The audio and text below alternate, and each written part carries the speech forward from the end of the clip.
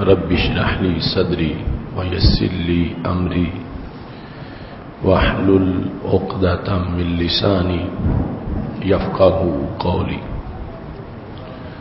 الحمد لله وحده والصلاة والسلام على من لا نبي بعده وعلى آله وأصحابه الذين أوفوا عهده. أما بعد فأعوذ بالله من الشيطان الرجيم. بسم الله الرحمن الرحيم. ونضع الموازين القسط ليوم القيامة. صدق الله العظيم وصدق رسوله النبي الكريم الأمين. إن الله وملائكته يصلون على النبي يا أيها الذين آمنوا صلوا عليه وسلموا تسليما. الصلاة والسلام عليك يا سيدنا يصلي وسلم دائما أبدا على حبيبك خير الخلق كلهم منزه عن شريك في محاسنه فجوهر الحسن فيه غير منقسم. محمد تاج رسل الله قاطبة محمد صادق الأقوال والكلم. محمد ذكره روح لأنفسنا محمد شكره فرض على الأمم. ربي صل وسلم دائما أبدا على حبيبك خیر الخلق کلہم. اللہ تبارک و تعالی جل جلالہ وعم نوالہ واتم برہانہ وعظم شانہ وجل ذکرہ وعز اسمہ کی حمد و ثنا اور حضور سرور کائنات مفخر موجودات زینت بزم کائنات دستگیر جہاں غم گسار زمان سید سربراں حامی بے کساں قائد الانبیاء محبوب کبریا احمد مجتبی جناب محمد مصطفیٰ صلی اللہ علیہ وآلہ واصحابہ وبارک وسلم کے دربار گہر بار میں ہدیہ درود و سلام عرض کرنے کے بعد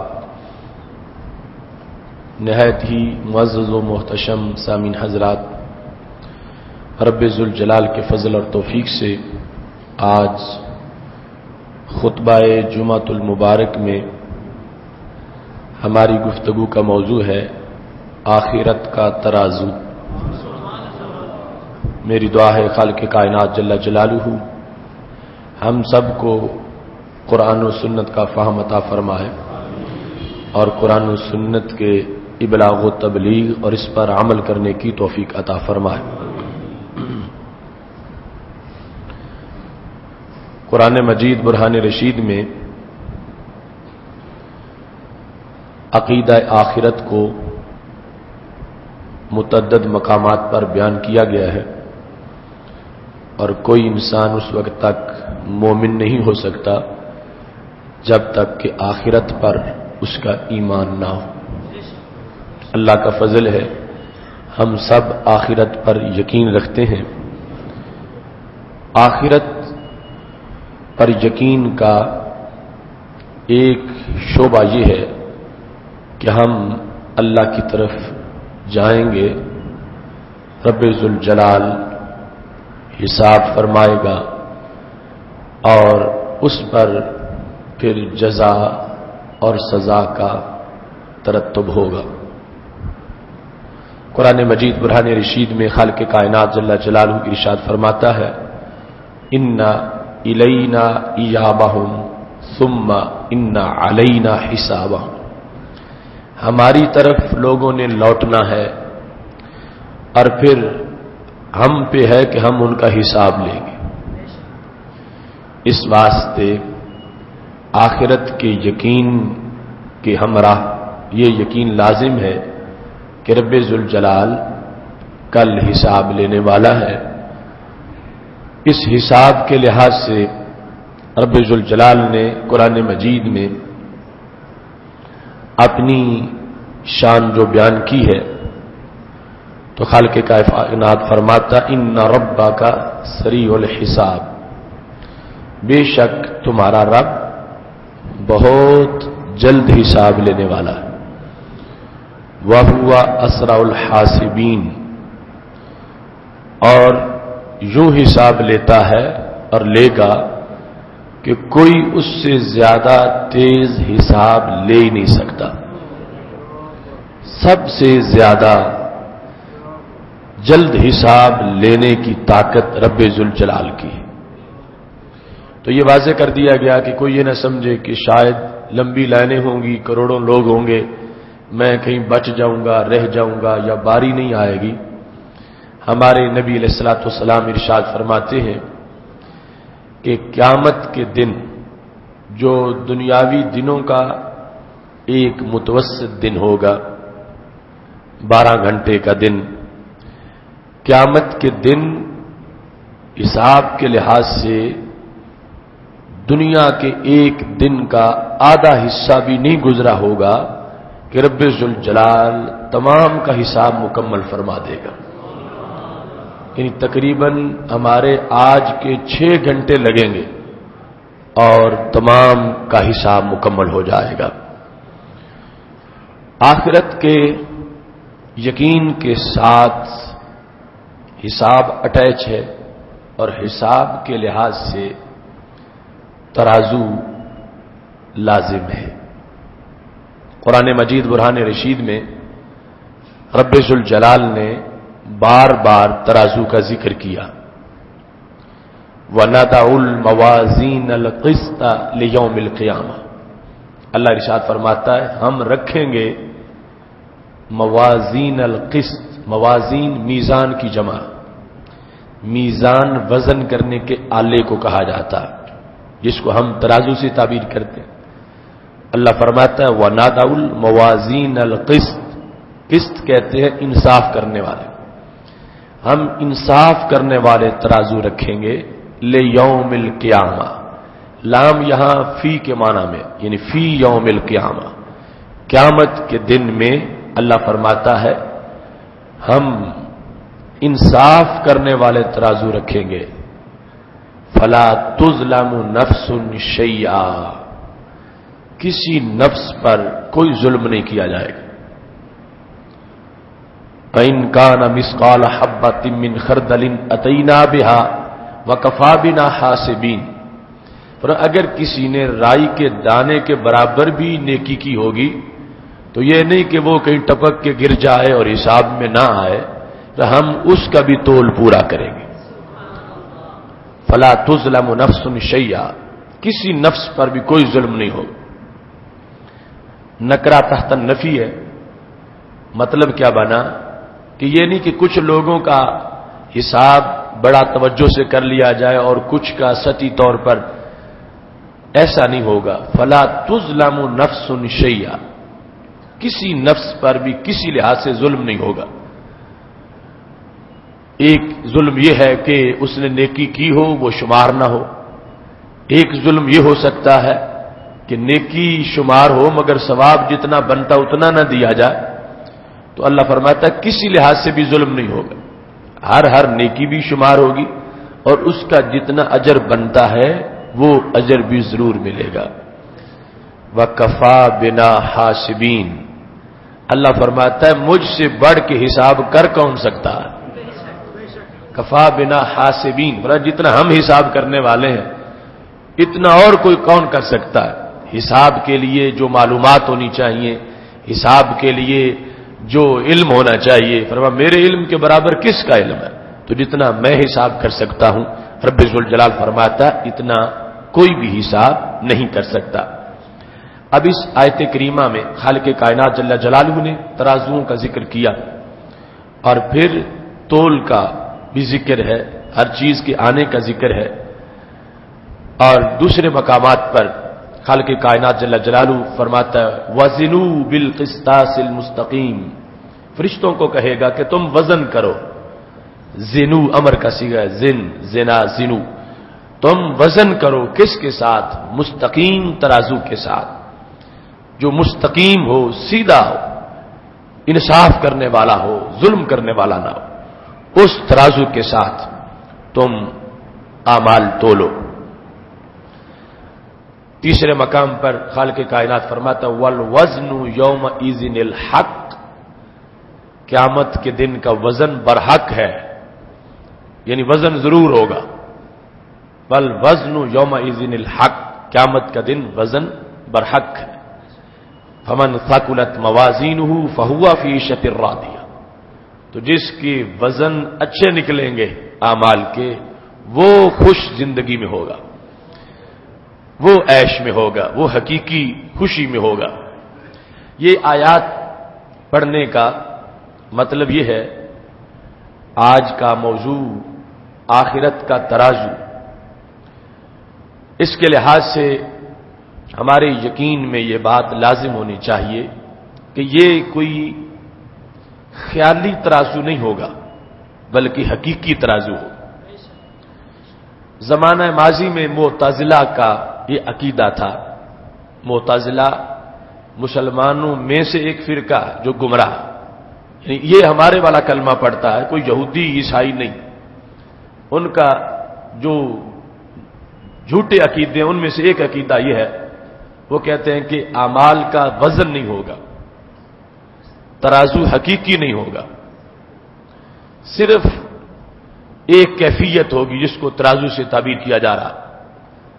आजकल कुछ नाम निहाद रोशन ख्याल मुफक्किरीन उनकी नकल मार के ये अपने अंदर से रोशनी ज़ाहिर करना चाहते हैं कि हमने सोच के ये बात की। तो कोई कहता है कि जन्नत का कोई वजूद नहीं, महज अच्छी कैफियत का नाम जन्नत है। कोई कहता दोज़ख का कोई वजूद नहीं, बाज गम का एहसास हो तो ये दोज़ख है। इस तरह के अफकार लोगों ने गढ़े हुए, जबकि ये सरी कुफर है। इस वास्ते कि जन्नत मखलूक है, उसे पैदा कर दिया गया है, वो तैयार हो चुकी है, और जहन्नम को भी पैदा कर दिया गया है, वो तैयार की जा चुकी है। उइद्दत लिल काफिरीन, उसकी तो तैयारी हो चुकी, वो बनाई जा चुकी।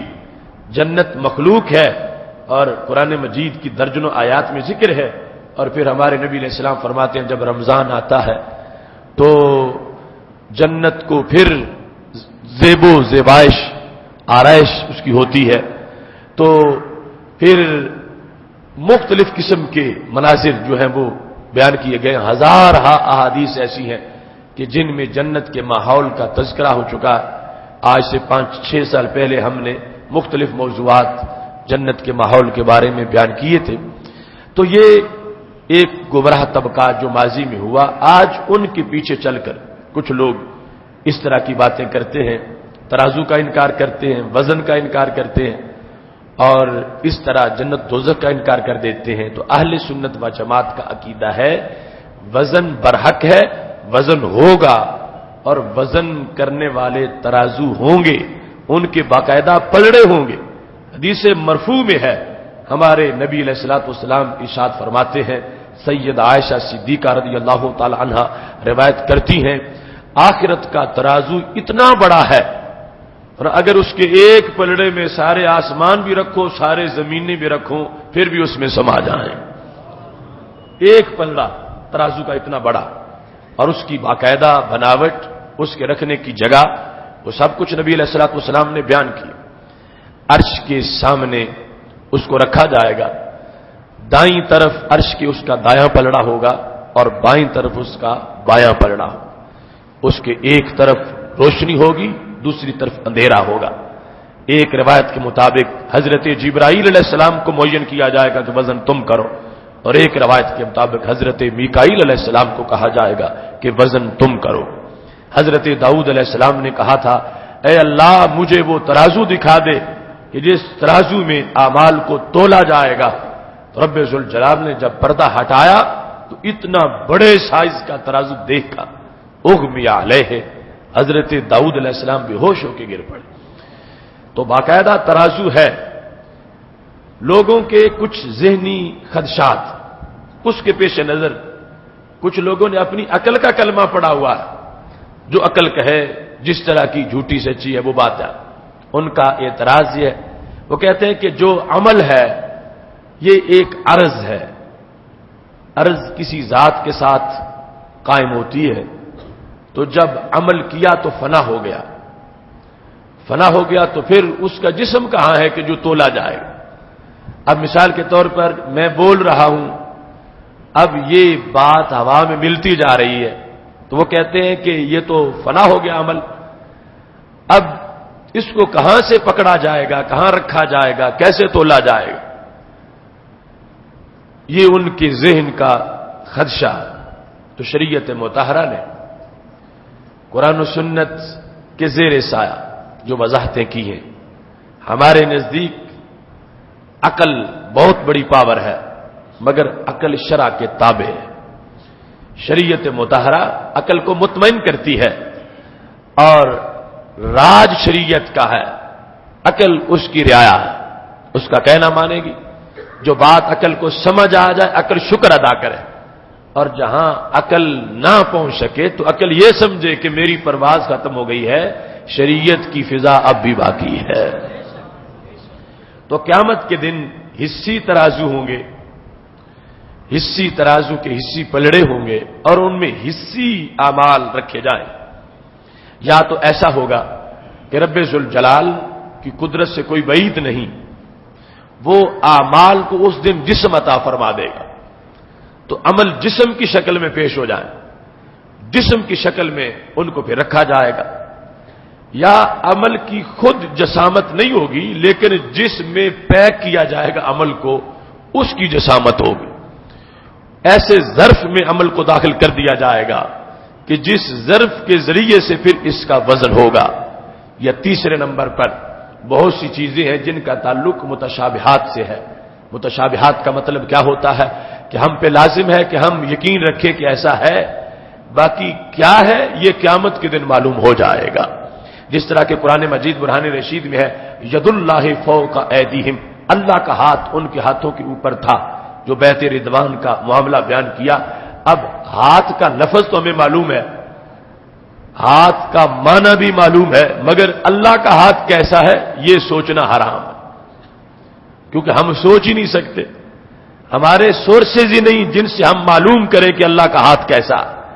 ہم جس کو ہاتھ سمجھتے ہیں وہ تو ایک جز ہے، ایک عضو ہے، اور رب اعضاء سے پاک ہے، چونکہ جس کے اعضاء ہوتے ہیں وہ مرکب ہوتا ہے، جو مرکب ہو وہ حادث ہوتا ہے، جو حادث ہو وہ فانی ہوتا ہے، جو فانی ہو وہ رب نہیں ہوتا۔ اس واسطے شریعت نے پابند کر دیا سب کو کہ عقل کو یہاں روک لینا، نہیں سوچنا کہ اس کا ہاتھ کیسا ہے۔ اگر سوچ کے کوئی معین کرے گا کہ ایسا ہے تو اس نے قرآن کی آیت کی خلاف ورزی کی۔ رب ذوالجلال نے لازم کر دیا ہے کہ قرآن کی متشابہات میں آگے تدبر مت کرو، رب کی مخلوق میں غور ضرور کرو مگر رب میں غور نہ کرو، اس واسطے کہ رب وہ ہے جو عقل کے ترازو پہ تولا نہیں جا سکتا۔ ایسے ہی دیگر معاملات ہیں، جنت ہے، دوزخ ہے۔ اب ہم عقل سے سوچ کے ان ساری چیزوں کو کس طرح اپنی اپنی جگہ پہ بنا سکتے ہیں، یقین رکھنا لازم ہے، اور یہی ایمان بالغیب کی شان ہے، اور یقین رکھا ہوا ہے، یقین رہے گا۔ قیامت کا دن ہوگا تو ترازو دیکھیں گے، اعمال تولے جا رہے ہوں گے تو پتہ چل جائے گا یہ وہ چیز ہے جس کو قرآن مجید میں میزان سے تعبیر کیا گیا تھا۔ وَنَضَعُ الْمَوَازِينَ الْقِسْطَ لِيَوْمِ الْقِيَامَةِ، ترازو ہے ان پہ اعمال تولے جائیں۔ کچھ لوگوں کا یہ بھی خدشہ ہے، وہ کہتے ہیں کہ ترازو کی حکمت کیا ہے، تولے تو وہ جسے پتہ نہ ہو، اور جو ازل سے سب کچھ جانتا ہے اس کو پھر وہ تولتا کیوں ہے؟ امتحان وہ لے جس کو نتیجے کی خبر نہ ہو، اور جس کو نتیجے کی خبر پہلے ہی ہے وہ پھر امتحان کیوں لیتا؟ تو اس بنیاد پر ایک طبقہ معتزلہ کا مقلد اور دوسرا نام نہاد روشن خیالوں کا پجاری اس بات پر سینکڑوں آیات کا منکر قرار پاتا، کیونکہ رب ذوالجلال نے تو موت حیات کا سلسلہ بیان کرنے کی حکمت یہ بیان کی ہے، خلق الموت والحیات لیبلوکم ایکم احسن عملا۔ اللہ نے موت و حیات کا سلسلہ کیوں بنایا؟ تاکہ وہ تمہیں آزمائے کہ کون ہے تم میں جو اچھا عمل کرنے والا ہے۔ تو پتہ چلا آزمائش برحق ہے، امتحان ضرور ہے، دنیا کا سارا سلسلہ ہی آزمائش پر ہے، اور قیامت کے دن پھر آیات بول رہی ہیں والوزن یومئذ الحق، وزن ضرور ہوگا، ترازو رکھے جائیں گے۔ اس بنیاد پر ماننا لازم ہے۔ ہاں حکمت یہ ہے کہ رب ذوالجلال خود جاننے کے لیے آزمائش نہیں کرتا اور اپنے علم کے لیے ترازو نہیں رکھے گا، اس کا علم ازلی ہے، ابدی ہے، کچھ نہیں بنا تھا وہ اس وقت بھی جانتا تھا۔ جس بندے کا معاشر کو آزمائش ہونے کے بعد ترازو پہ عمل رکھا گیا ہے، یہ بندہ پیدا بھی نہیں ہوا تھا، اس کا پردادا بھی نہیں پیدا ہوا تھا، حضرت آدم علیہ السلام بھی نہیں پیدا ہوئے تھے، رب کو پھر بھی پتا تھا کہ یہ پیدا ہوگا تو کیا کام کرے گا۔ اس نے اس لیے رکھا تاکہ قیامت کے دن یوم جزا ہے، جب لوگوں کو سیٹیں ملیں گی، دو پڑوسی ہیں، دو بھائی ہیں، ایک جہنم میں ہے دوسرا جنت میں ہے۔ اب جہنم والا یہ نہ کہے کہ اے اللہ باپ ہمارا ایک تھا، گھر ہمارا ایک تھا، تو کیوں ہوا، اسے جنت کیوں دی گئی، میں جہنم میں کیوں گرا؟ تو اللہ کہے گا ترازو اپنا دیکھ لے۔ اب اللہ کسی کا کوئی اعتراض نہیں باقی رہنے دے گا، اس کا نظام عدل ایسا ہے، وہ خود جانتا ہے مگر وہ اوروں کو مطلع کرنا چاہتا ہے کہ کوئی اعتراض نہ کرے، کسی کو اعتراض کی گنجائش باقی نہ ہو۔ اب ترازو دیکھے گا تو اس کو پتا چل جائے گا کہ میرے عمل اس لائق نہیں تھے کہ میں جنت جاتا، لہذا میں جہنمی بن گیا۔ ایسے جنت جانے والوں میں بھی رشک ہو سکتا ہے، مقابلہ ہو سکتا ہے۔ کوئی شخص کہتا ہے میں بھی اسی جگہ جمعہ پڑھتا تھا، یہ بھی پڑھتا تھا، میرے نمبر تھوڑے کیوں ہیں، اس کے زیادہ کیوں ہیں؟ تو اللہ فرمائے گا تم ترازو دیکھ لو۔ آپ ایک کہے گا میں نے بھی ہر سال میں مہینہ روزے رکھے، اس نے بھی رکھے، یہ روزے کی بنیاد پر فردوس تک پہنچ گیا، تو میں نیچے متوسط سی جنت میں ہوں، تو ایسا کیوں ہوا؟ تو رب ذوالجلال فرمائے گا ترازو دیکھ لو، یہاں خلوص کے بل بوتے پہ نمبر ملے ہیں، خلوص کے بل بوتے پہ مقامات ملے ہیں، خلوص کی بنیاد پر ریاکاری سے پاک عبادت کے لحاظ سے یہاں درجات معین کیے گئے ہیں۔ تو رب ذوالجلال اگرچہ خود جانتا ہے مگر پھر بھی حساب میں حکمتیں ہیں تاکہ کسی کو بھول نہ رہے، دودھ کا دودھ ہو جائے اور پانی کا پانی ہو جائے، اور لوگوں کو پتا چلے کہ کس بنیاد پر کس کو کس مقام پر فائز کر دیا گیا ہے۔ ایسے ہی قیامت کے دن آج جو لوگوں کو بھول ہے، ایک عام انسان اور ایک اللہ کا ولی، لوگ کہتے ہیں اس کے بھی دو ہاتھ ہیں، ہمارے بھی دو ہاتھ ہیں، وہ بھی اسی ماحول میں، ہم بھی اسی ماحول میں، ہم بھی، اس میں فرق کیا ہے؟ اور قیامت کے دن جس وقت واضح فرق آ رہا ہوگا، ایک جہنم کے شعلوں میں ہے، دوسرا فردوس کے بالا خانوں میں رب کا دیدار کر رہا ہے، تو جب سوال ابھرے گا فرق کیا ہے، تو رب ذوالجلال کہے گا ترازو دیکھ لو، جس سے تمہیں فرق کا پتہ چل جائے گا۔ معاشر کا دن ہوگا جب آواز آئے گی کہ حضرت سیدنا امام حسن اور حضرت سیدنا امام حسین رضی اللہ تعالیٰ عنہما جنتی جوانوں کے سردار ہیں، بڑے بڑے چودھریوں، نوابوں، وڈیروں کے بیٹے، کہیں گے آخر ہمارا استحقاق کیوں نہیں؟ تو رب ذوالجلال فرمائے گا تم عمل کو دیکھ لو، ترازو تمہارا سامنے ہے، کیا کربلا والا کردار تمہارا موجود ہے کہ تمہیں سرداری کی سیٹیں ادا کی جائیں؟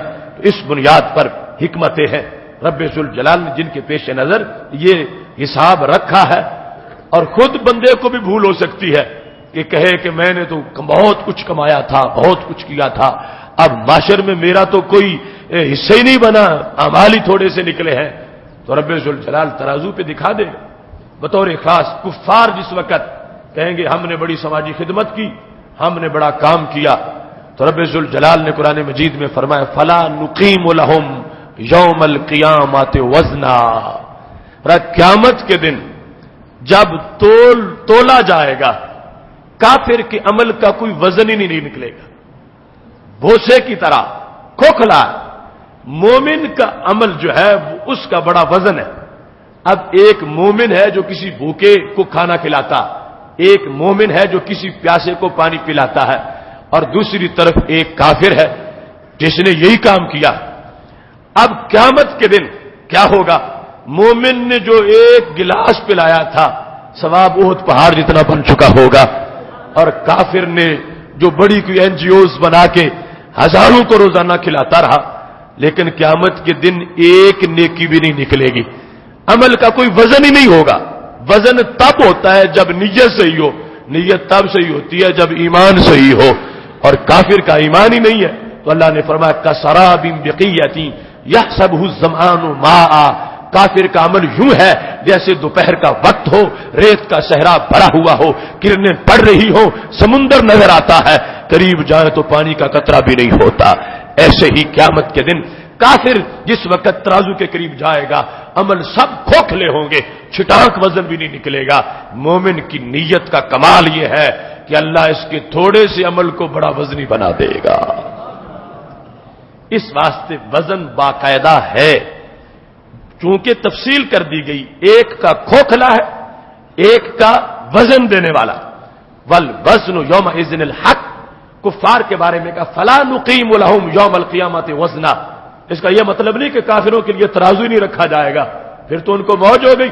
नहीं, तराजू रखा जाएगा, अमाल तोलेंगे, वजन कोई नहीं निकलेगा। बिल्कुल वजन के बगैर खोखले अमाल होंगे। और मोमिन का अंदाज यह है कि इसने अल्लाह के रस्ते में चंद रुपए खुलूस के साथ दिए होंगे, अल्लाह ने उसकी इतनी तरबियत की होगी, वो ओहद पहाड़ जितना सवाब बन चुका होगा। वजन करने की यह भी हिकमत है कि रब्बुल जलाल क़यामत के दिन लोगों को बताएगा कि तुम जिसे छोटी सी नेकी समझते थे उसका वजन कितना बहुत ज्यादा। हदीस सही में मौजूद है। सैयद आलम नूर मुजस्सम शफी मुअज़्ज़म सल्लल्लाहु अलैहि वसल्लम इरशाद फरमाते हैं, एक शख्स को अल्लाह महशर में जुदा कर लेगा लोगों से और उसको उसके करतूत दिखाएगा। 99 रजिस्टर गुनाहों से भरे हुए, और हर रजिस्टर हद्दे नजर तक मोटा है। जहां तक इंसान की नजर जाती है इतना मोटा दूर तक वो रजिस्टर है। और 99 सिजिल्ला, 99 ऐसे रजिस्टर है। इसको खलाइक के सामने अल्लाह पेश कर देगा कि दुनिया वालों, क़यामत के दिन आज देखो ये इंसान, इसके इतने गुनाह हैं। फिर रब्बुल जलाल उससे पूछेगा कहीं ऐसा तो नहीं हुआ कि किरामन कातिबीन ने तुझ पे जुल्म किया हो, कोई बोगस कार्रवाई हो, तुमने गुनाह ना किया हो, तेरे खाते लिख दिया गया हो, हर गुनाह देख ले।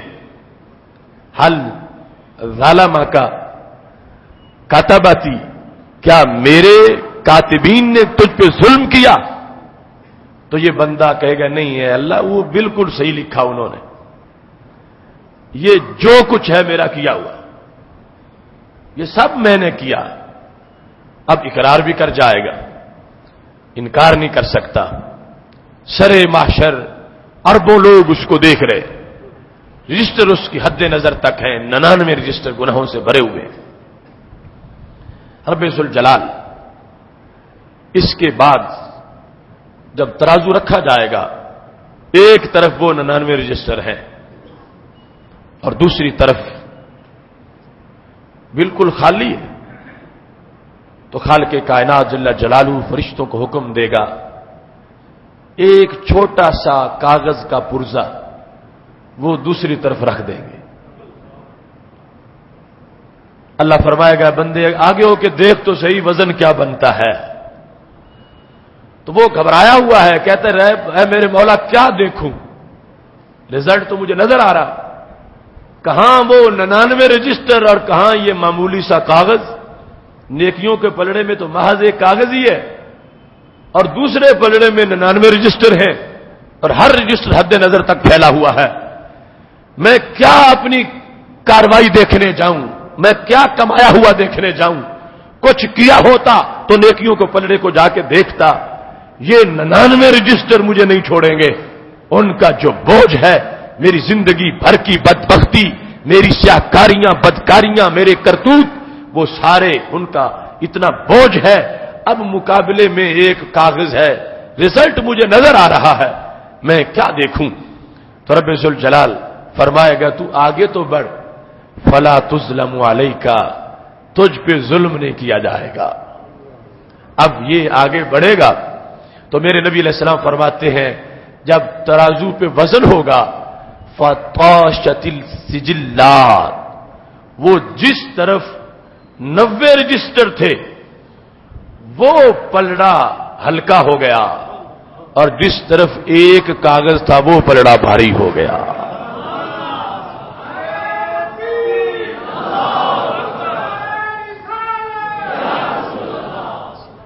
वो कलमा इस्लाम था एक कागज पे लिखा हुआ, वो नेकियों के पलड़े में, बाकी 99 रजिस्टर दूसरी तरफ मौजूद हैं। तो इसका इतना वजन निकला तो हिकमत वजन करने की जाहिर हुई कि जिस ईमान को लोग हल्का समझते थे उसकी कीमत कितनी बड़ी है, उसकी वैल्यू कितनी ज्यादा, उसका वजन कितना निकला क़यामत के दिन, उसके अंदर रब्बे जुल जलाल की बरकत कितनी आ गई। इन चीजों को इसलिए हमारे नबी अलैहिस्सलातु वस्सलाम ने बयान किया ताकि कभी भी अपने ईमान पर कोई बंदा शिकवा ना करे कि हम अच्छे मुसलमान हैं, पल्ले हमारे कुछ नहीं, और वो काफिर दनदनाते फिर रहे हैं, क्या पैसा उनके पास है, दुनिया चांद तक पहुंच गई, हम गलियों में फिर रहे हैं। ये बातें करना हराम है, नाशुक्री है, कल मुआखजा हो जाएगा। इस वास्ते जाहिर किया मेरे नबी अलैहिस्सलाम ने कि क़यामत के दिन वजन तो बाद में निकलेंगे लेकिन कुछ पहले ही बता देते हैं ताकि कहीं कोई बेसब्री न कर बैठे, ताकि लोगों को हौसला रहे। इसका यह मकसद नहीं था कि कोई कहे चलो कलमे का इतना वजन है तो नमाजों की जरूरत क्या है, रोजों की जरूरत क्या है। उस पहली को दूसरी जगह महबूब अलैहिस्सलाम ने वाज़ेह कर दिया। रब्बे जुल जलाल की रहमत की शान है, उसके पेश नजर जो उसका निसाब दिया हुआ है, अगर नाराजगी से बचना है तो हर निसाब की तरफ मुतवज्जह होना पड़ेगा। लेकिन वजन का अंदाज और वजन की हिकमतों को जाहिर करने के लिए मेरे नबी अलैहिस्सलातु वस्सलाम ने वाज़ेह कर दिया कि हिस्सी वजन होगा, बाकी तोला जाएगा। और ये रजिस्टर और मुकाबले में एक पुर्जा, इस कार्रवाई का मतलब रब तो पहले ही समझता है, उसे अजल से पता है। लेकिन मैदान महशर में काफिरों को, बुत परस्तों को, यहूदियों को, ईसाइयों को रब बताना चाहता है कि मेरे बंदे जिन्होंने कलमा पढ़ा, इस कलमे ने उनको शान क्या अता फरमाई है। ये रिजल्ट जाहिर करना मकसूद है। उसका ऐलान हमारे आका सल्लल्लाहु अलैहि वसल्लम ने पहले ही फरमा दिया है। इस वास्ते क़यामत के दिन तराजू हिस्सी तौर पर मौजूद होंगे और उन तराजुओं के अंदर हिस्सी तौर पर आमाल भी मौजूद होंगे। उनका आमाल का वजन भी होगा। जिस तरफ एक इंसान का पलड़ा नेकी के लिहाज से भारी होता है तो उसको कामयाब करार दे दिया जाएगा। इसी अंदाज में दूसरी अहादीस में भी मौजूद है। सैयद आलम नूर मुजस्सम शफी मुअज्जम सल्लल्लाहु अलैहि वसल्लम ने फरमाया, जो बुखारी शरीफ की आखिरी हदीस है, और बुखारी शरीफ का आखिरी बाब जो है वो इस बारे में है कि आमाल का वजन होगा। मुतज़िला का रद्द करते हुए इमाम बुखारी ने दलीलें उसमें इकट्ठी की और ये आयात लिखी कि जिनमें बाकायदा तराजुओं का जिक्र है, बाकायदा वजन का जिक्र है। ये कोई कैफियत नहीं, ये कोई ख्वाब नहीं, वाकई में ऐसा होगा। तो इस पर दलील कि वजन निकलेगा, वजन होगा, तराजू होंगे, इमाम बुखारी रहमतुल्लाह अलैह ने हदीस से ये दलील बयान की कि हमारे आका सल्लल्लाहु अलैहि वसल्लम इरशाद फरमाते हैं, सैयदना अबू हुरैरा रज़ियल्लाहु तआला अन्हु रिवायत करते हैं, बुखारी शरीफ के 3 मकामात पर जुदा जुदा ये हदीस शरीफ मौजूद है। रसूल अल्लाह सल्लल्लाहु अलैहि वसल्लम इरशाद फरमाते हैं, कालिमतान हबीबतान इलर रहमान खफीफतान अलल लिसान सकीलतान फिल मीजान सुबहानल्लाह व बिहम्दिही सुबहानल्लाहिल अज़ीम। यह हदीस शरीफ है। फरमाया दो कलमे, कलमे से मुराद यहां पर कलाम है। 2 कलमे कैसे हैं? पर रब को बड़े प्यारे हैं। जुबान से पढ़े तो कोई थकावट नहीं होती, बड़े हल्के हैं, मगर जब तराजू पे होंगे तो बड़े बोझल होंगे।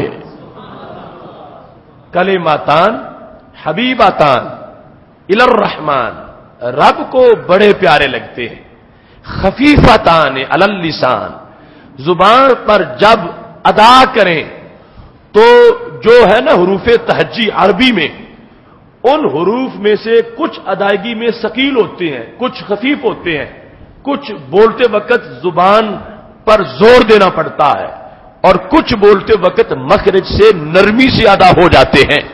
تو میرے نبی علیہ السلام نے فرمایا زبان پر کوئی بوجھ زور نہیں دینا پڑتا، آسانی سے وہ کلمے زبان سے ادا ہو جاتے ہیں، لیکن ثقیلتان فی المیزان، کل قیامت کے دن جب ترازو پہ رکھا جائے گا تو پھر ہلکے نہیں ہوں گے، پھر بڑے بوجھ والے ہوں گے، پھر بڑے وزن والے ہوں گے، ان کا وزن نکلے گا۔ تو اس حدیث کے ابتدائی حصے میں نبی علیہ السلام نے بیان کر دیا کہ زبان سے بولا ہوا جملہ اگرچہ تمہارے سامنے فضا میں مل گیا، مگر مجھ پر یقین رکھو میں گارنٹی دے رہا ہوں، میرے نبی علیہ السلام نے فرمایا یہ ضائع نہیں ہوا، یہ کل ترازو میں وزن دے گا، ترازو میں اس کا حصی وزن ہوگا، یہ وزن دینے والا ہے۔ کون سے دو کلمات؟ سبحان اللہ و بحمدہ سبحان اللہ العظیم۔ سارے میرے ساتھ مل کے پڑھ لو، سبحان اللہ و بحمدہ سبحان اللہ العظیم، سبحان اللہ و بحمدہ سبحان اللہ العظیم، سبحان اللہ و بحمدہ سبحان اللہ العظیم۔ انشاءاللہ قیامت کا دن ہوگا، ترازو لگا ہوگا، تم دیکھو گے، اللہ کے فضل کی امید پر کہتا ہوں، نظر آئے گا کہ جمعے کا دن تھا، رضائے مجتبیٰ مسجد تھی، ہم نے اپنی زبان سے یہ کلمے بولے تھے، بولتے وقت کوئی تھکاوٹ نہیں ہوئی، لیکن تولتے وقت وزن بڑا نکلے گا۔ تو یہ ہمارے عقیدے کا ایک حصہ ہے اہل سنت و جماعت کے معتقدات میں کہ اعمال تولے جائیں گے، اعمال کا وزن ہوگا، اور اس وزن کے پیش نظر ہمیں عمل کرتے وقت چند چیزوں کو سامنے رکھنا چاہیے، تب وزن نکلے گا۔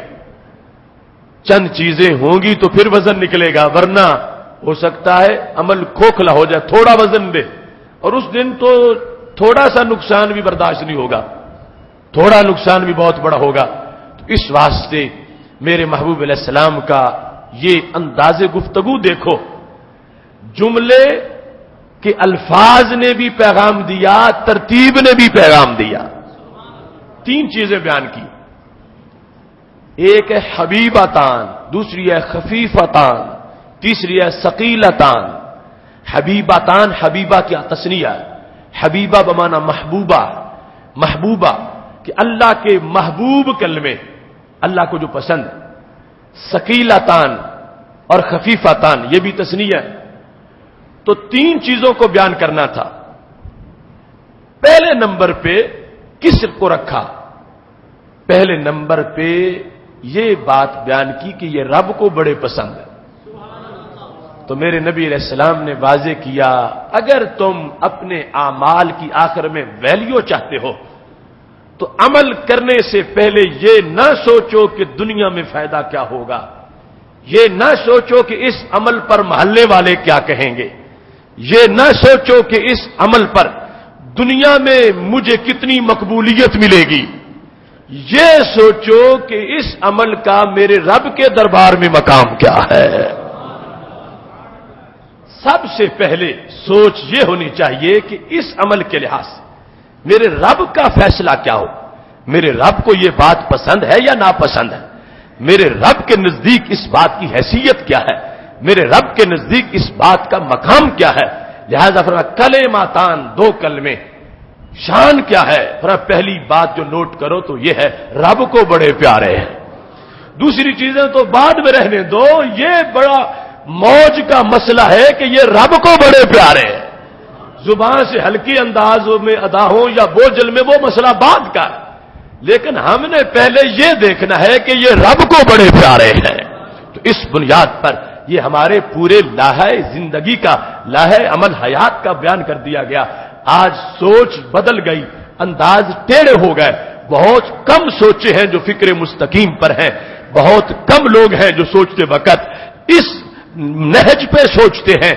آج سوچتے وقت پیش نظر آخرت نہیں، پیش نظر دنیا ہوتی ہے، لیکن یہاں تو آخرت کو بھی پیچھے رکھ دیا گیا۔ آخرت کا وزن بھی تیسرے نمبر پہ ہے کہ آخرت میں کیا ملے گا، اس سے پہلے یہ ہے کہ رب اس کو دیکھ کے کیا کہے گا۔ یہ ہے ہمارے اکابر کا طریقہ۔ کچھ لوگ جنت کی تعریفیں کرتے کرتے جنت کے حسن میں گم ہو گئے اور جنت کو مقصود بنا لیا۔ ہمارے اکابر نے کہا جنت اچھی بڑی ہے، جنت کی تڑپ بھی بڑی ہے، مگر ہم جنت اس لیے نہیں مانگتے کہ اس میں حور و غلمان ہے، ہم اس لیے مانگتے ہیں کہ جنت ہمارے رب کی پسند کی جگہ ہے۔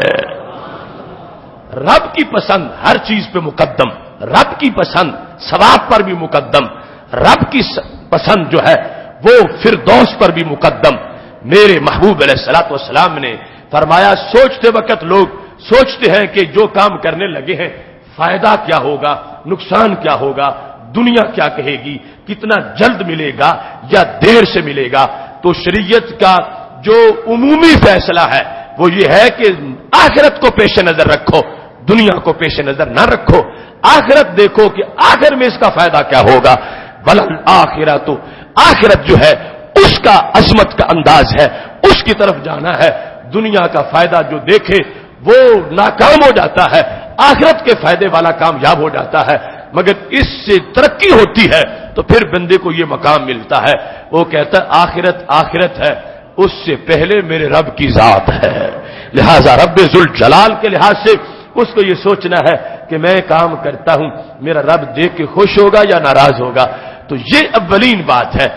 میرے محبوب علیہ الصلوۃ والسلام نے جو لفظ بولے وہ تو اپنی جگہ رہ گئے، کیا عظمتیں ہیں ان کے ہر جملے میں۔ اگر ترتیب دیکھو گے تو ترتیب میں ہی پوری زندگی کا نصاب موجود ہے۔ اس کو پہلے نمبر پہ ذکر کیا، کلمتان حبیبتان للرحمن، رب سنتا ہے تو خوش بڑا ہوتا ہے، چونکہ تسبیح بھی ہے حمد بھی ہے۔ سبحان اللہ و بحمدہ سبحان اللہ العظیم، اللہ سنتا ہے تو خوش ہوتا ہے کہ میرے بندے میری کیسی تعریف کر رہے ہیں۔ تو پہلا کام کرنے میں جو بھی ہو اس میں یہ بات ہو کہ اسے دیکھ کے رب ناراض ہوگا یا رب راضی ہوگا۔ مومن کی سوئی اس پہ جم جانی چاہیے، رک جانی چاہیے کہ رب راضی رکھوں گا۔ اگر میرے جھونپڑی میں رہنے سے راضی ہوتا ہے تو میں بنگلوں کو آگ لگاؤں، مجھے رب کی رضا چاہیے، رضا اللہ کی مقدم ہے۔ ایک بندہ سونے کے محل میں بیٹھا ہو اور اللہ غضبناک ہو اس پر، اس سے بڑا محروم کون ہے؟ اور دوسرا جھونپڑی میں بیٹھا ہو اور اسے دیکھ کے رب مسکرا رہا ہو تو اس سے بڑا بخت والا کون ہے؟ اس واسطے مومن کے لیے یہ بتا دیا گیا کہ وزن اگر کل نکلے گا تو اس وزن میں پہلی بات یہ ہوگی کہ کام رب کی رضا کے لیے کیا گیا تھا۔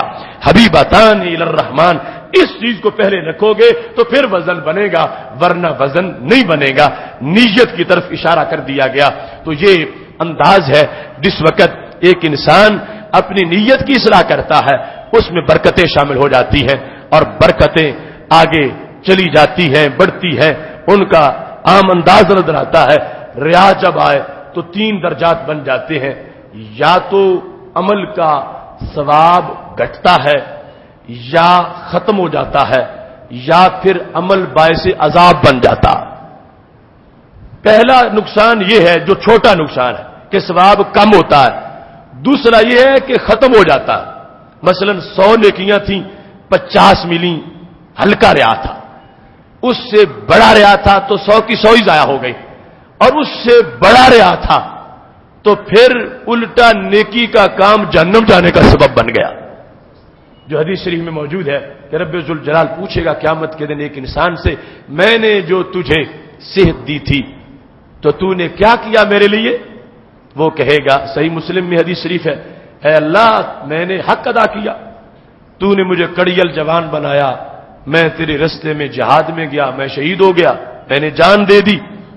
تو رب ذوالجلال فرمایا کذبتا، تو جھوٹ بول رہا، مجھ سے تو باتیں چھپاتا ہے، میں جانتا ہوں تیرے دل کو، جب تو جہاد کے لیے گیا تھا تو اپنا لوہا منوانا چاہتا، تو اپنی بہادری کی داستانیں لوگوں سے سننا چاہتا، تو یہ لوگوں سے داد لینا چاہتا تھا کتنا صف شکن مجاہد ہے، تو مجھ سے آج نیکی مانگ رہا ہے، تو مجرم ہے کہ تو نے مجھے چھوڑ کے لوگوں کو سامنے رکھا۔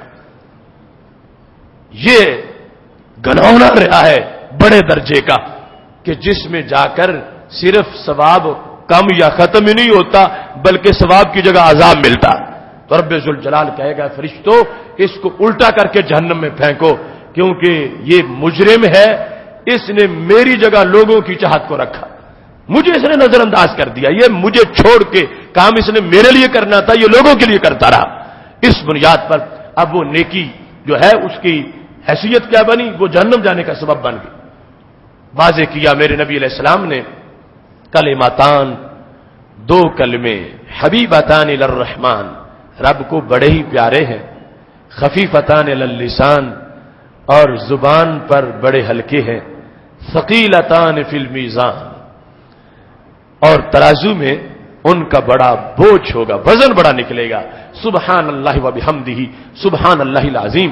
دوسری جگہ ہمارے نبی علیہ السلام نے فرمایا جو بندہ یہ کلمات پڑھتا ہے اگر قیامت کے دن اس کے گناہ سمندروں کی جھاگ جتنے بھی ہوں گے ان کلمات کے وزن کے سامنے سب دب جائیں گے، اتنا ان کا وزن ہوگا، اتنی بڑی حیثیت ہوگی، اتنا رب ذوالجلال ثواب عطا فرمائے گا کہ جس کی وجہ سے وہ سارے گناہ دب جائیں گے، اور خالق کائنات جل جلالہ اس عمل صالح کی بنیاد پر، ان کلمات کی بنیاد پر رب ذوالجلال ثواب عطا فرمائے گا۔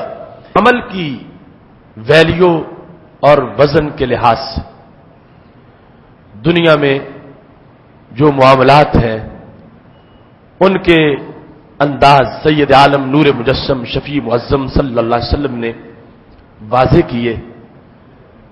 فرمایا صحابہ جانتے ہو مفلس کون ہے؟ تو صحابہ نے کہا مفلس وہ ہوتا ہے جس کے پاس نہ درہم ہو نہ دینار۔ تو میرے نبی علیہ السلام نے فرمایا یہ تعریف درست نہیں ہے، آج ہم بھی یہی کہتے ہیں مفلس وہ ہے، نادار وہ ہے جس کے پاس درہم و دینار نہ ہو۔ صحابہ نے یہی جواب دیا تو نبی علیہ السلام نے فرمایا نہیں یہ مفلس نہیں ہوتا۔ مفلس کون ہے؟ فرمایا مفلس وہ ہے جو قیامت کے دن آیا، اس کے پاس نیکیوں کے کئی انبار تھے، نماز، روزہ، حج، زکات، بہت کچھ لے کے آیا، لیکن یاتی وقت ظالم ھذا واکل ماذ ھذا وسفک دم ھذا، کسی کو اس نے تھپڑ مارا ہوا تھا، کسی کو گالیاں دی ہوئی تھیں، کسی کا خون بہایا ہوا تھا، کسی کا مال چھینا ہوا تھا، حاجی پرہیزگار بھی تھا مگر لوگوں کے معاملے میں بہت برا تھا۔ رب ذوالجلال لوگوں کو کہے گا جس کا حق ہے آ جاؤ، لائن بن جائے، اس کی نیکیاں اٹھا کے رب ذوالجلال ان کو دیتا جائے گا، نیکیاں ڈھیر تھا سب ختم ہو جائے گی، لیکن ابھی مظلوم باقی ہے۔ تو رب ذوالجلال فرشتوں کو کہے گا اب دوسرا طریقہ اختیار کر، مظلوموں کے گناہ اس کے پلڑے میں ڈالو۔ اب ان کے گناہ اس ظالم کے پلڑے میں ڈالے جائیں گے۔ آیا تھا تو ہر طرف نیکیوں کے ڈھیر تھے، فارغ ہوا ہے تو نیکیاں ختم ہو چکی ہیں، الٹے گناہوں کے ڈھیر لگے ہوئے۔ تو میرے نبی علیہ الصلوۃ والسلام نے فرمایا صحابہ اس کو مفلس کہتے ہیں۔ مفلس وہ نہیں کہ جس کے پاس پیسہ نہ ہو، مفلس وہ ہے جو قیامت کے میدان میں لٹا ہوا نظر آئے، قیامت کے میدان میں اجڑا ہوا نظر آئے، قیامت کے میدان میں اس کے پلے کچھ نہ ہو، اور پھر اس انداز میں مارا جائے کہ کیا بہت کچھ تھا مگر آگے جا کے بچا کچھ نہیں ہے۔ تو قیامت کے ترازو کی فکر کی پیش نظر جہاں کرنا لازم ہے وہاں جو کیے ہوئے پر پانی پھیرے اس سے بچنا بھی لازم ہے۔ اب یہ جس کا حوالہ میں نے دیا ہمارے نبی علیہ الصلوۃ والسلام نے اسے مفلس کہا، حالانکہ اس کی نیکیوں کہ باقاعدہ نام لیے نمازوں کی نیکیاں، روزے، حج، زکات، سب نیکیاں تھیں، اور آگے ظلم بڑے تھے، ان ظلموں کی وجہ سے سب رائگاں ہو گئی اور مفلس قرار پایا۔ تو ایک طرف آخرت کے ترازو کو آباد کرنے کے لیے، اپنے وزن سے بھرنے کے لیے نیکیوں کی ضرورت ہے کہ نیکیوں پر ہم کار بند رہیں، نیکی کرتے رہیں، نیکی کے کام میں مصروف رہیں، اور دوسری طرف ان حرکتوں سے بچے رہیں کہ جن سے عمل کا وزن ختم ہوتا ہے یا ترازو میں رکھنے کے لیے بچتے ہی نہیں، مستحق لے جاتے ہیں اور ترازو جو ہے وہ خالی ہو جاتا ہے۔ اتنا بڑا ترازو شاید تم سوچ رہے ہوگے کہ بھرے گا کون، کہ ایک پلڑا کتنا ہے جس میں ساتوں آسمان بھی آ جاتے ہیں، ساتوں زمینیں بھی آ جاتی۔ یہی سوال کیا تھا فرشتوں نے رب ذوالجلال سے کہ اے اللہ اتنے بڑے بڑے ترازو بنا دیے ہیں، یہ کون بھرے گا تیرے بندوں میں سے؟ ترازو چلو کچھ سائز چھوٹا ہوتا تو کچھ میں رکھی ہوئی چیز نظر بھی آتی، اتنا بڑا ترازو یہ بھرے گا کیسے؟ حضرت داؤد علیہ السلام کو جب رب ذوالجلال نے ترازو دکھایا، بے ہوش ہو گیا دیکھ کے، جب ہوش آیا تو انہوں نے بھی یہی پوچھا کہ اے اللہ تو نے بنا تو دیے ہیں لیکن یہ ترازو بھر کون سکتا؟ آخر انسان ہے، وہ کیا کچھ کرے گا تو یہ ترازو بھرے گا؟ تو رب ذوالجلال نے کہا میرے داؤد یاد رکھ، لو ردیت ملأتہ بتمرۃ، اگر کوئی بندہ مجھے راضی کر لے تو اس کے ایک کھجور کے صدقے سے ترازو بھر جائے گا۔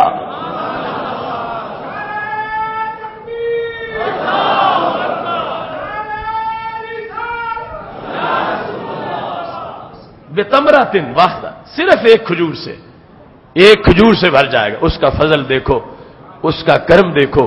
میرے محبوب علیہ السلام نے کہا تھا رب ذوالجلال کی 99 رحمتیں ہیں، دنیا میں صرف ایک ظاہر کی ہے، 99 رحمتوں کا ظہور قیامت کے دن ہوگا۔ یعنی کیسے ترازو بھرتے نظر آئیں گے۔ اس کے بعد رب ذوالجلال نے حکم دیا کہ ترازو مجھ کو راضی کرنے کے لحاظ سے جو ایک کھجور دیتا ہے ترازو بھر جائے گا۔ پھر حکم دیا داؤد اس کو بھرو، کس کے ساتھ؟ لا الہ الا اللہ کے ساتھ۔ لا الہ الا اللہ جو کلمہ توحید کا، کلمہ اسلام کا پہلا حصہ جس میں توحید ہے، یہ اس سے بھرو، یہ پڑھو داؤد تم، اس سے ترازو بھرے گا۔ اور ہمارے لیے یہ حکم ہے، ہم کلمہ اسلام جو دونوں حصوں پر مشتمل ہے اس کو پڑھتے ہیں، لا الہ الا اللہ محمد الرسول اللہ۔ تو یہ حدیث خود نبی علیہ السلام نے بیان کر دی، ایک پرزہ، ایک کاغذ، اس پہ یہ لکھا تھا، اور دوسری طرف کتنے وہ ڈھیر تھے رجسٹروں کے، لیکن رب ذوالجلال کا فضل شامل حال ہو گیا۔ اللہ کے فضل نے اس کو کتنا بڑھا دیا، رب ذوالجلال کے فضل سے اس کی اتنی خیرات انسان کو مل گئی کہ وہ گناہ دب گئے، اور ایک کاغذ کا پرزہ جس پہ یہ کلمہ ہے وہ اس کے گناہوں پر بھاری ہو گیا، اور اللہ نے اس کو جنت کا مستحق قرار دے دیا۔ محترم سامعین حضرات، اس موضوع کا خلاصہ آج زبان کی پابندی کے لحاظ سے ہے۔ انسان اسی زبان سے اقرار کرتا ہے تو مومن ہوتا ہے، اسی سے کفریات بکے تو پھسل کے جہنم میں جا گرتا۔ ہم جتنے بھی عمل کریں گے یہ زبان کینچی کی طرح کاٹ کے رکھ دے گی۔ حدیث شریف میں ہے صبح ہوتی ہے سارے اعضاء زبان کے سامنے عاجزی سے کہتے ہیں تو سیدھی رہو، تو سیدھی رہو۔ اگر تو سیدھی رہی تو ہم بھی بچے رہیں گے، اگر تو ٹیڑھی ہو گئی تو ہمارا کچھ نہیں رہے گا۔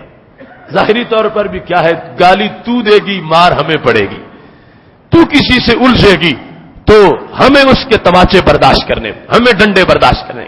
یہ دنیا کے لحاظ سے بھی زبان کو اعضاء کہتے ہیں، اور عقبہ کے لحاظ سے اس زبان کو آج کنٹرول کرنے کی ضرورت۔ بہت زیادہ بے احتیاطی کا عمل شروع ہو گیا، انسان اس بارے میں اپنی رائے زنی کرنا چاہ رہا ہے جہاں بولنے کی مجال نہیں ہے، جہاں زندگی پگھلانے والے علماء بھی لفظ بولنے سے کانپتے ہیں، وہاں تھڑے پہ بیٹھا ہوا آج کا مسلمان رائے دینے کو اپنا حق سمجھتا کہ یوں ہونا چاہیے، دین اس طرح ہونا چاہیے، شریعت میں یہ ہونا چاہیے، قیامت کے دن اس طرح ہونا چاہیے. یہ وہ چیزیں ہیں کہ جن کی نتیجے میں ایمان لٹ جاتا، ایمان ضائع ہو جاتا. زبان کا اقرار ہو یا ہاتھ سے لکھ دو، جس طرح آج کچھ لوگ قادیانیت کا معاذاللہ فارم فل کر دیتے ہیں، کسی بھی کفریہ تنظیم کے ساتھ اٹیچ ہوتے وفاداری کا حلف اٹھا لیتے، کہتے ہیں عقیدہ ہمارا اپنا ہے، صرف ہم نے تو ویزا لینا ہے. تو جب دستخط کرتے جاؤ گے، لکھتے جاؤ گے، ایمان نکل جائے گا. قیمتی کتنا ہے کہ صرف یہ پلڑے میں رکھا جائے گا تو ہر چیز پہ بھاری ہو جائے گا. اس واسطے آخرت کے ترازو کے لحاظ سے عمل لازم ہے، ایمان بچانا مقدم ہے، اپنی زبان کو کنٹرول میں رکھنا لازم ہے. بولتے وقت یہ دیکھنا چاہیے کہ کون سی حدود ہیں جن کے اندر میری زبان کوئی اپنی طرف سے رائے کا اظہار کر رہی ہے. ایک جملہ بولا تھا شیطان نے، ہمیشہ کے لیے مارا گیا، جب اس نے کہا خلقتنی من نار و خلقتہ من طین. رب تو مجھے حکم تو دے رہا ہے کہ میں آدم کو سجدہ کروں، لیکن میں تو آگ سے بنا ہوں، تو نے مجھے بنایا اور وہ تو مٹی سے بنا. اب اس کا آگے مطلب کیا بنا؟ اگر وہ صرف سجدہ نہ کرتا، چپ کر جاتا تو آج والا حشر نہ ہوتا. آگے بولا تو دھتکارا گیا ہمیشہ کے لیے.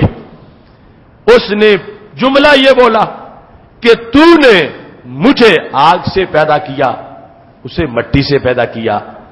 اس کا اگلا حصہ کیا بنا؟ آگ افضل ہوتی ہے، مٹی غیر افضل ہوتی ہے.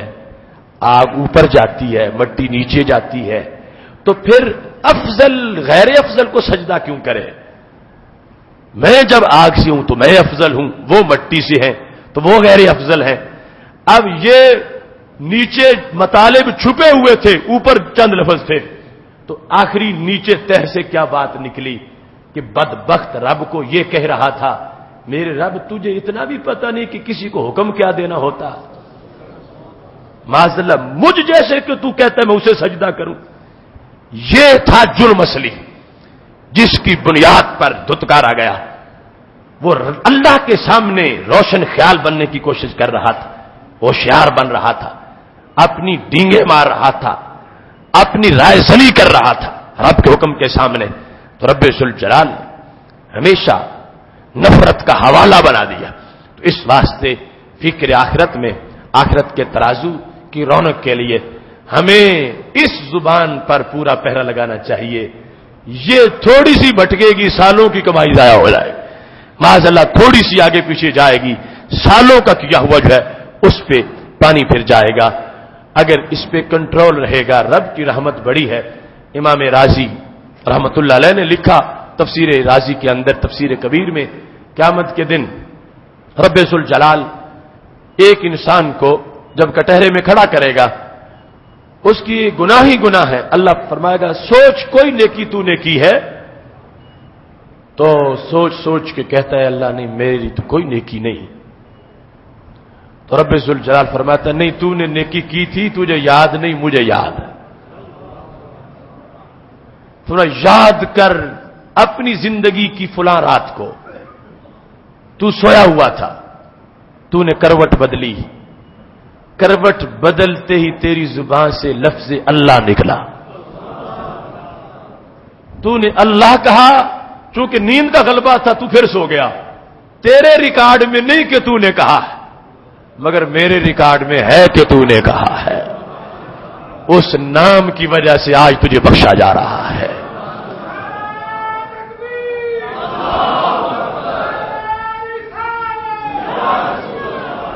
محتشم سامعین حضرات، اس بنیاد پر ادارہ صراط مستقیم پاکستان اپنے دعوتی پلیٹ فارم میں یہ چاہتا ہے کہ دین کے ہر موضوع کو فورم پہ لایا جائے.